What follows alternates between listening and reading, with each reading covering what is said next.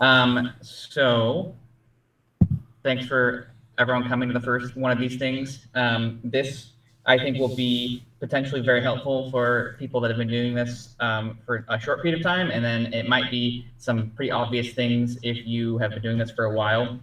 But I found that when I was kind of putting this together and thinking about it, it helped to sort of step through the process, and it helped me kind of consolidate my thoughts and present it in a way that kind of helped me think about the process. Because when I was doing all this originally, when I first started, it was kind of a learning process. And now that it's a little bit more coalesced and I can put explicit practices and like philosophy behind it, just makes you a little bit more informed. So about hospital networking, finding a champion, and so kind of going over it, we're going to go over like what a champion is, or what I'm defining a champion as, how you get one. Although it says that twice, I suppose. How do you get one?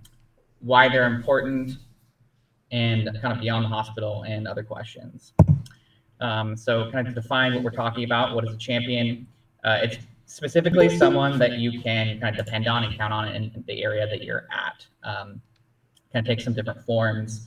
But a lot of times when people say you need to find like a champion for something, it's sometimes that's where it stops. But I think it's really important to note that you need one of these champions in every area that you want to be successful in the hospital.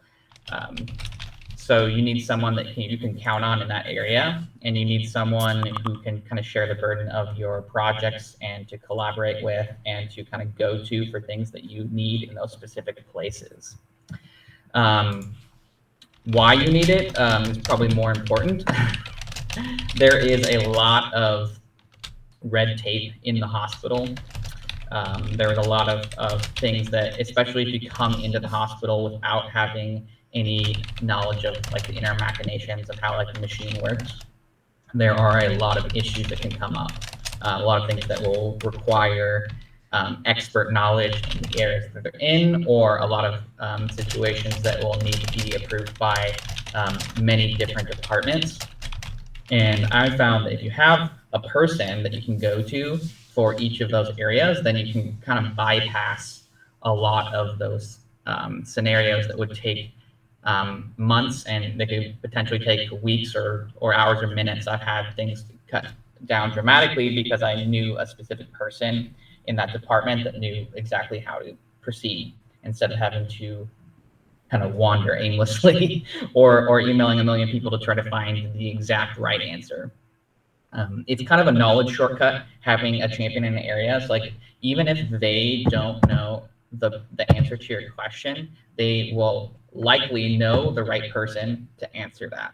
So I have some champions in IT, and I have put in tickets before that have been lost in the system or queued up forever and couldn't really get a good answer. And I have someone in like the AV who is really passionate about the work that I do. And so if I contact him, then he often isn't the right person for what I need in IT, but he always knows the person that I can talk to that will get it done.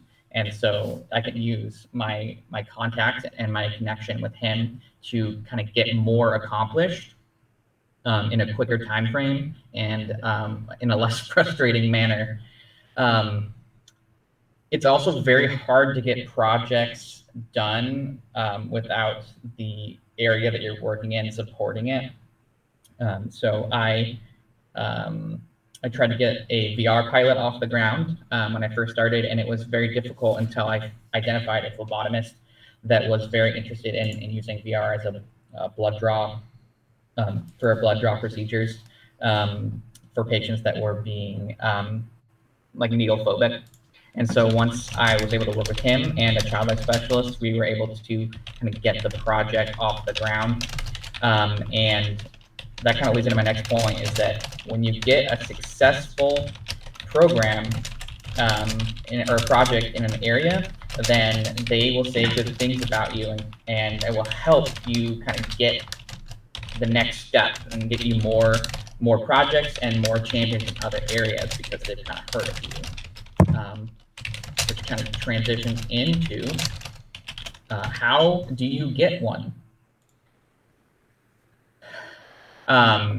So this is in the hospital, and this is my Penny, my former boss, his grandson, and Penny was my first champion, which really helped kind of get the ball rolling on this. Having your manager be really supportive of your program is obviously a good benefit, but they are that's like the easiest first step into establishing yourself, your program, and kind of your projects as something that can be presented as successful and can become the forefront of people's minds. So reaching out is kind of the most important step. You can't expect people to want to partner with you if they don't know you exist, or if they don't know you very well. So making sure you can reach out to different departments. If I have an inkling for a project, I will kind of like put feelers out. Typically, I would either ask my boss, and if like, hey, do you know anyone in this department that we can kind of get the ball rolling on this? And if the answer is no, then I kind of put boots to the ground and go find someone and kind of meet people in that area and see if they are excited about some of the ideas I have. And if it doesn't look like they are, then I kind of try to move and try to find someone that would be able to kind of work with. Sometimes that is an email, sometimes that's meeting them in person or a phone call. But it's also super important to follow up. There's nothing worse than an email that you send that sounds something interesting, and then things fall through, and then you come back later and they forgot who you are, and it takes a long time to get that relationship built in a lot of cases. So it's really important to not only identify people and reach out to them, but also continue to build that relationship, because there are a lot of situations where you can maybe do something successful, and if you don't maintain contact with the person that you did that you worked with in the project, then they aren't going to become a champion. They're just going to be someone that you worked with and collaborated with successfully. So it's really important to keep and maintain as well as develop. I work with our foundation team, and I have one champion there that has been tremendously helpful. They helped provide funding and espouse the goodness of the program. But that was something that I had to really work on to build up that relationship. I stumbled into special guests, being a virtual special guest coordinator during COVID, because just the way it worked out, I was the only one that knew how to do it, and so it ended up falling on me. And I had never met this this contact before. And after kind of doing it and showing and seeing how successful it was, I reached out to her and proposed an alternative project. And because we were so successful in that first step, she was really excited to partner with me. And now we talk monthly at least and coordinate different projects. And I know she's talking to donors when they donate money and suggesting to donate to our program. So it's relationships like that that are kind of built up. If you don't do that, then you get a lot of one-off projects, and it's easy to kind of stall in the grand scheme of things, because there's so much that can be done and so many projects you can do. So it's really a lot easier if you have those kind of structured, built relationships with different areas of hospital.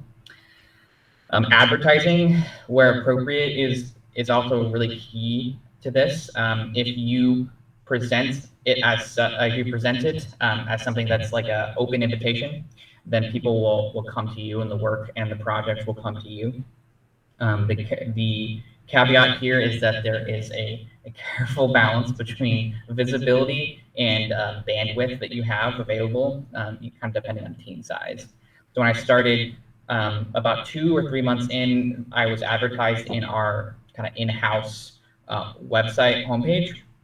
And the next day I got 150 emails when I came into work, of people being excited about the program and the position and wanting to partner and work and collaborate.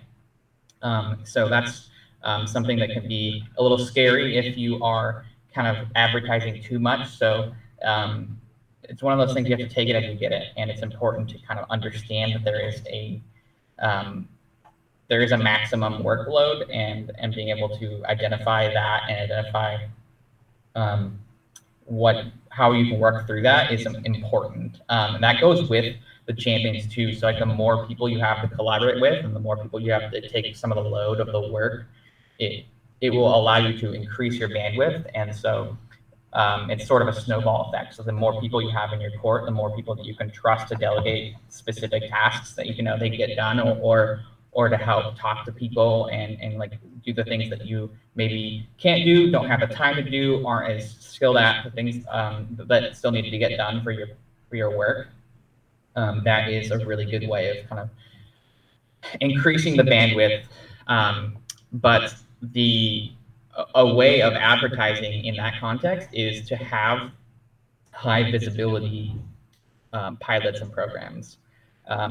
Things like VR in prominent areas, or like large gaming events, or things of that nature, things that get big publicity from your like marketing, things that are posted online, things that um, get a lot of people to look at will dramatically increase the amount of people that are interested in working with you, or even knowing that you exist, or maybe like deciding to reach back out to you that you talked to a couple years ago. So these projects that you're doing, you can get more champions and get more inertia with your projects if you tailor the types of projects to the visibility that you want. So that's a consideration on if you can't decide what you want to work on next. Deciding whether it will again need to be maybe a little bit more incognito if you have a really high workload and you don't have the flexibility or like the time to take on new projects. Then perhaps this is the time that you do some more behind the scenes. Maybe you do some IT stuff. You work with your IT champions, and then you have them talk and build up that relationship. But maybe you have a lull. Maybe it's it's January and you're really excited to get some stuff done. So you want to get something big and flashy, and that will attract a lot of people that want to engage with you and engage with your program. And so I think that's really important. Another, I think, often overlooked component is that there are a lot of things that you could be doing. There's a wide breadth of options for you to do and engage with, and it's super easy to start any project. It's a lot harder to finish it. The last 10-15% is the majority of the work, right? So I think it's super critical to focus on small, quality, successful pilots over a high quantity of started projects, because it's really easy to throw out, okay, well, I'm starting this project and this project and this project. I'm working on, fixing this. And if you do that, it's A, easy to get burnt out, and B, it's not easy to manage that many relationships all at once. So if you start 10 projects, and most of those will probably require additional people, so that's 10 additional people and 10 additional relationships you have to focus on to succeed in your projects.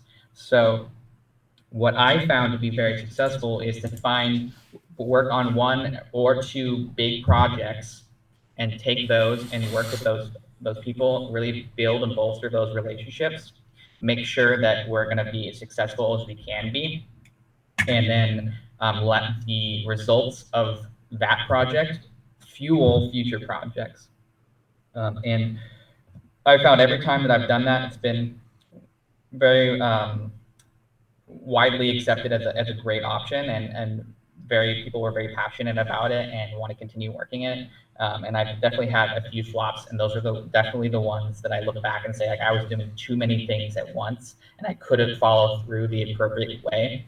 And there are some relationships there that just didn't get built up the way that was needed, and I didn't earn those champions the way that I would have now if I had my initial knowledge or had my current knowledge then.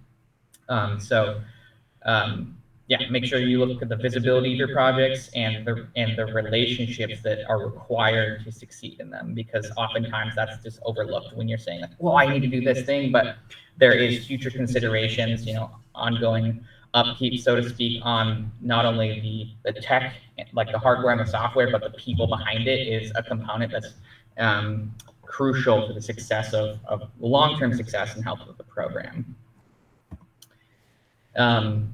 These are just some examples of, I've already touched on this a little bit, of different champions that you can and probably should have. I have someone that I can go to in each of these areas.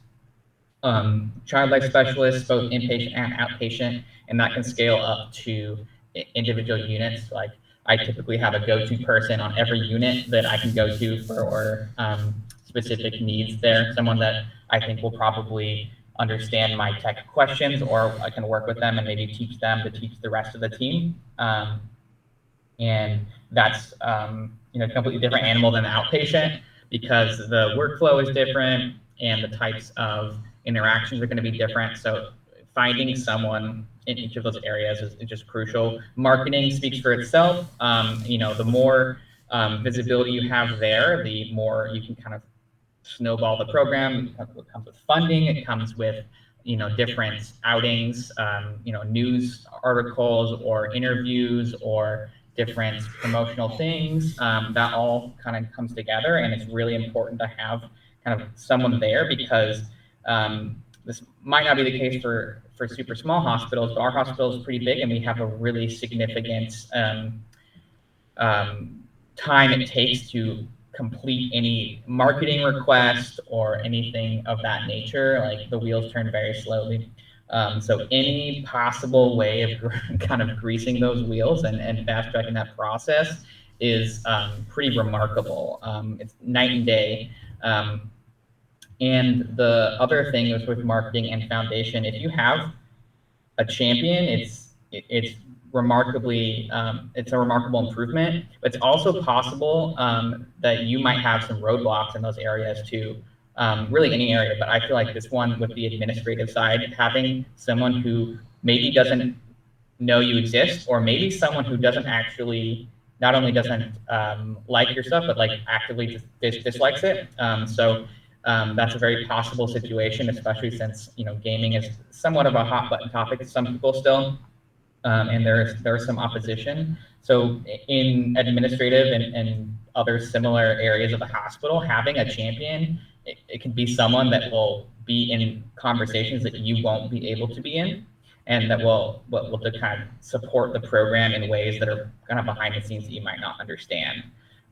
Being able to kind of fight your battles for you that way is a pretty behind the scenes but useful and often untalked about, I think, benefit of having some of those connections. And then different areas too, like IT talked about, but other areas you can collaborate and co-treat with, like PT, OT, rec therapy, speech. I've had different collaborations with all of these areas, and the thing is with the type of tech that we'll be using, not everyone's going to know how to use it, or B, want to use it. And I don't think that we necessarily want these people that are maybe tech averse, or people that just aren't passionate about using it, to try to use it haphazardly. And so it's definitely going to be better for the health of the program and for the patient interactions that the providers that are using this technology are passionate and care about using it and care about learning how to use it. And so identifying the champions or people that are willing to kind of work and participate in the process is going to yield much better results, because that they are going to put in the work to do it. And sometimes it can be hard to find these people, but it can bear fruit in ways you didn't expect. So I developed a good relationship with our rec therapy team on the rehab unit, and when I first started, it was just I was there a little bit, but eventually, when we needed to look for funding for my position, they were the first ones to reach out to say, "Hey, we have some money set aside for this project, and we would love you to be more involved, and we'll pay for it." And that's not something that we asked for or expected, So relationships like that and champions in that situation is something that you can really get a lot of out of that you maybe weren't expecting. But it just goes to show, like, you have good solid work, a good foundation of programs, and a good visibility, then a lot of that stuff will end up coming to you. This also transfers to kind of beyond the hospital. Some of these same skills, they apply for outside of the hospital networking. So, all this is from my own personal experience and kind of what I've seen. So, your mileage may vary on some of this, but I think that for the most part, this is pretty scalable and comparable depending on the environment. But I found that attending conferences and professional development type events to be extremely beneficial. So, like going to PAX and then the Pediatric Gaming Symposium was tremendous. Things like Games for Change or other events that are happening, being able to talk to different organizations and be connected to not only different people doing the same work, but people doing adjacent work or people that want to help the hospital in different ways. Even if you don't end up working with those people, even if you just get some ideas from them or some conversations, it's possible that they know someone that will help you, or it's possible that it generates an idea and a spark for you to have a project or something to pursue, even without their involvement. So that idea, the exchange of ideas there is super impactful and helpful. And you're kind of imparting some of your knowledge into the world, so then perhaps they are going to spark something that will come back to you. It's kind of a little bit of a nebulous thing, but I've always found great success from networking and events like that to get a lot of really cool projects off the ground. That extends to kind of local gaming companies. Your mileage may vary on this depending on your location, but if a game maker is local or semi-local, reaching out to them, and that's not only just AAA studios, but like indie developers or game makers, maybe like toy manufacturers, depending on the area, reaching out to them. And if you're local, you might even be able to like go down to their office. I emailed EA. They have a local headquarters here, and I drove down there, and they had said they had some games for us, and they had 2 giant boxes of PS4 and Xbox One games. Like it was over 2,000 games in these giant cardboard boxes, which wasn't the scale that they had said to me. They just said they had a few games. So they are more than generous in a lot of ways. Different companies, they want to help. The work is kind of speaks for itself. When you say you're the gaming expert at a children's hospital, it's a pretty easy sell, particularly for game companies. And so just I'd say reach out to them in kind of the same way you reach out to someone in the context of the hospital, because they want to help. And if you can show, like if you take these games and you show, look, we did all this good work with your games, they're going to remember you. Maybe not remember you enough to reach out, but maybe the individual person will. Or maybe when you reach back out to them again a year later, and you're like, hey, do you have anything else? We want to collaborate more. They're going to remember all the good things that you did, or at least you have proof of it. If you took pictures or have some explanation on like how successful it was. So that's something that you can build and maintain as well, even though it might be a little bit different. And then even beyond that, asking for what you need, even if they aren't local. I've emailed different companies, like the makers of What Do You Mean. I emailed them. I wanted to do a teen group board game, and they're like, "Yep, how many? What age group? Because our games are a little more mature." And I was like, "Well, we actually have a more mature group and a children's or a younger children group." And they said, "Okay, what's your address?" And they sent me 4 copies of every one of the games that they make. And that was basically how the conversation went. And I've had a lot of examples of that where companies, they just want to help a lot. And even if they aren't local to you, you can still build a relationship with them in the same manner. And a lot of times it's easier than you expect, just because of how easy of a sell the idea of having games help kids heal in the hospital. Sometimes you get ghosted, but I think the The number of times that's happened to me is pretty small. Typically, it's people responding very enthusiastically, and I think that you know, never hesitate to kind of reach out and try to connect to people, even if they're not in your area, because it's very it's potentially extremely fruitful. And kind of the worst case scenario is that they don't email you back, which is a pretty good situation to be in. I think with that, that's the main meat of the presentation. If anyone has any questions or comments or concerns, I suppose we can hit those now.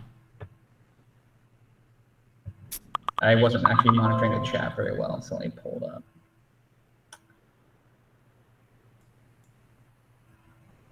All right, no questions in the chat.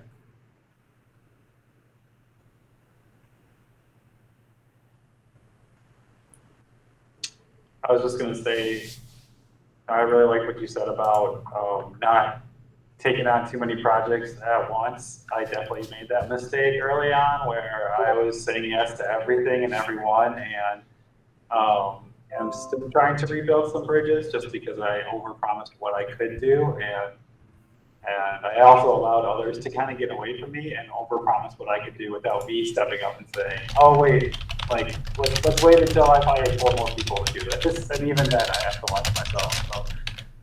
So that's a great thing is do it right rather than try to do it all.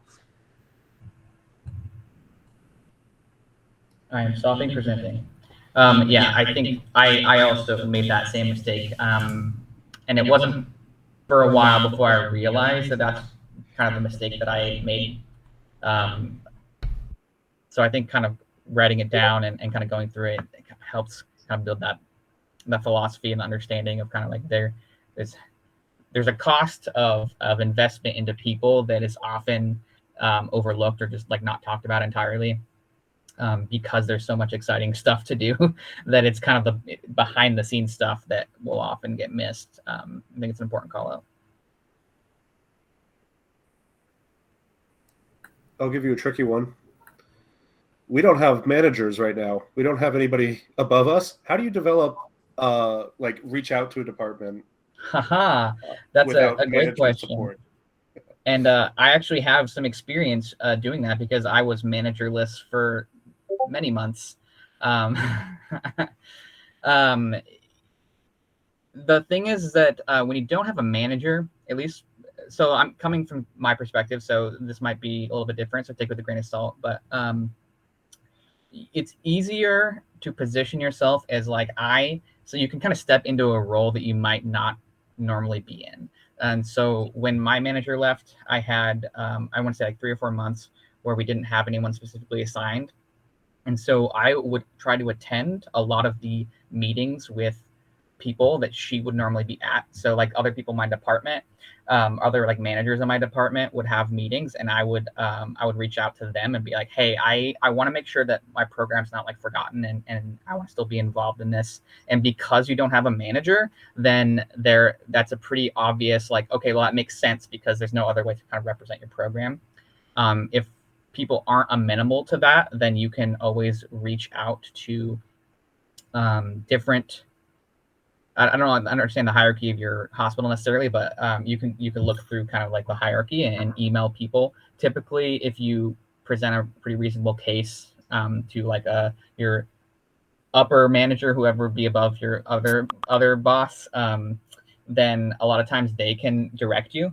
And if all that fails, then I just basically like cold call or email people that I know are in the department. I pull up the directory list on our homepage and just look for people that I think could be successful. So kind of like try everything in that scheme. But typically trying to be involved in things that previously your manager was at, like meetings and conversations, was pretty successful for me during the interim.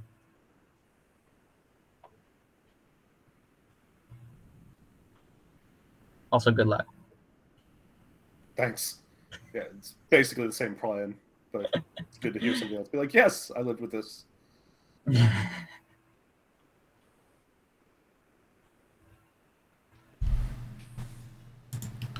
Other questions or additions or thoughts this brought up or anything? I just wanted to share something that I've learned from Garrett, and also kind of piggybacking off what JJ was saying, is like not taking on too much is extremely important, and also letting others people's passions for projects drive.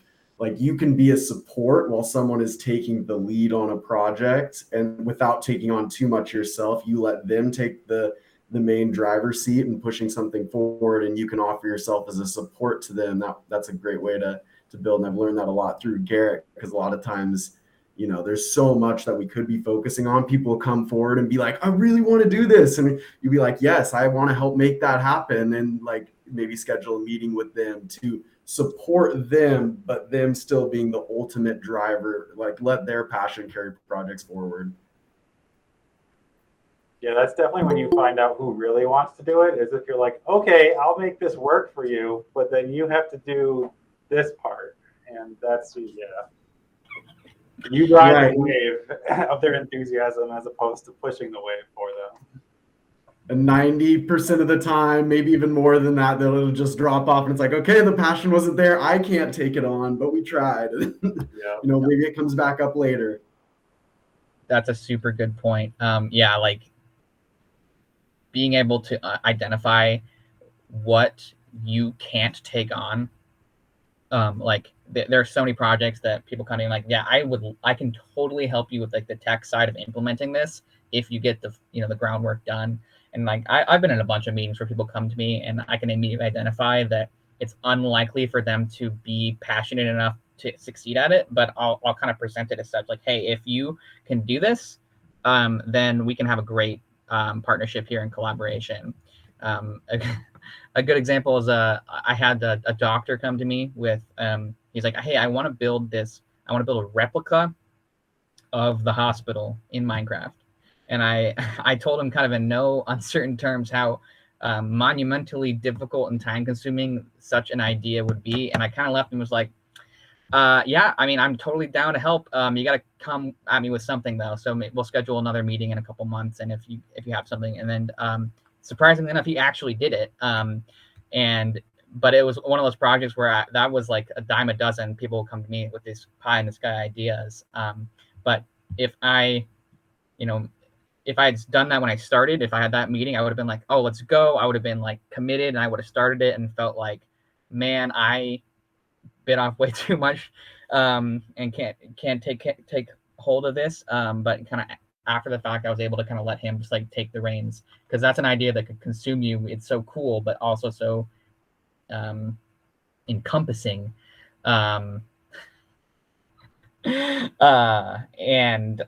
Just being able to take that step back and let him drive it. I was like, oh, so glad I did this, because I did not want to be on the hook to build an entire replica of hospital in Minecraft.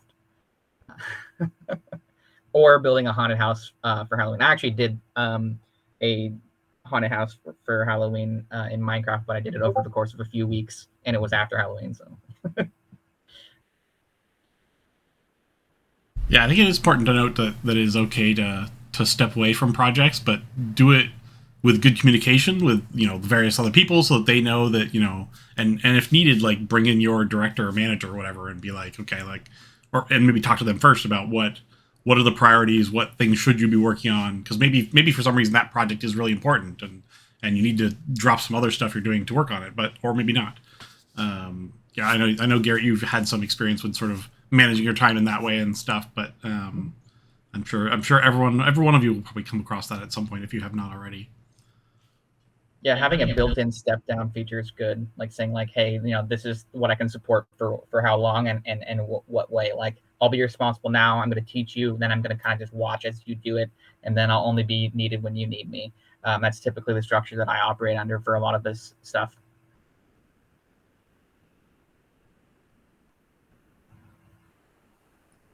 I'm curious, Garrett, we're about to remove all of our Xbox 360s from every room, and I'm like crafting the communication for that. As originally I was the one saying like, hey, we're putting these all in, and now I'm like, we got to get these out of here. And I know there's already like people like, no, we can't live without them. And it's the same people who were telling me 5 years ago, this is just going to be in our way. We don't want it. And so I'm curious if you've had that experience of like letting people know when a program is over and how you've communicated that. Yeah, that's a really, really good question. And so I usually proceed with that with very carefully and planned out language. For example, we have some Starlight Wii carts still in the hospital. Not very many. Over the years, I've been kind of purging them. And, and sometimes people ask me about them, and I kind of crafted some responses like, they're no longer supported by the program. We can't get the replacement parts for them. It's, antiquated. A few different phrases, kind of explaining in almost like dispassionate terminology to kind of distance the emotional impact of it, because sometimes people become attached to the technology, which is likely the case. Like, oh, well, this is how we have it, right? I'm used to it. This is what I want because I don't want change, because they probably don't actually want the Xboxes. They just don't want something to replace them. They want something familiar. So kind of using a lot of that speak has helped me kind of distance the emotional component of it from replacing it. So sometimes you have to be careful depending on who you're talking to, but just say like, for example, for the Wii's, like, hey, it's very difficult to get replacement parts. They don't make them anymore. So everything is going to be used, and it's on kind of a timetable of when it's even possible to fix it. So the official policy is we don't support replacing it if it breaks. So you can use it till it breaks, then it's going to be kind of retired, and eventually it'll be replaced with something more modern that can last another X period of time. And you can kind of massage that however it makes sense for the situation. But I found that to be pretty successful, because when you change your vernacular to kind of support that type of structure, it sounds more like it's less coming from you and more like it's coming from someone higher than you or some other organization, even if that's not the case. Yeah.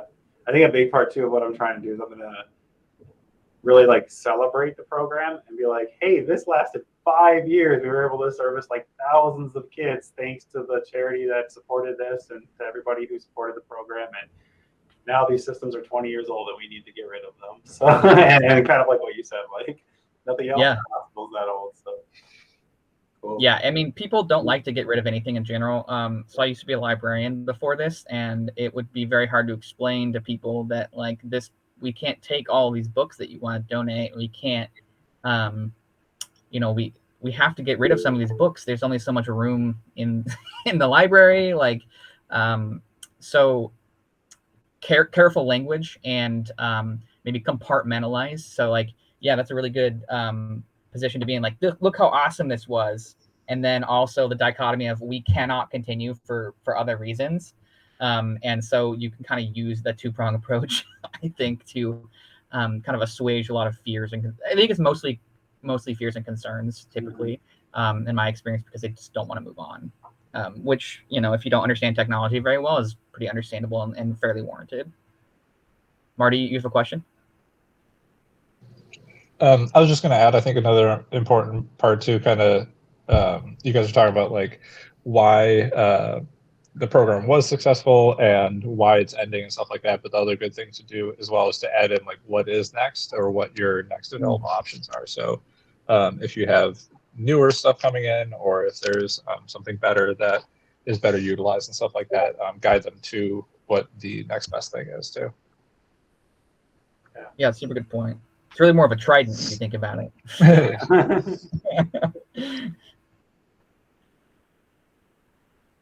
Yeah, people are like, what about what are all the Wii's? And I say, well, we're gonna replace them with Switch cards, and they're like, oh, okay, that does sound better. Oh, without that last part, they were mad.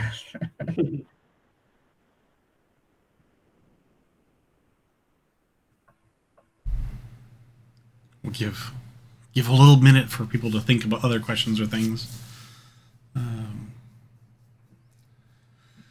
Awesome.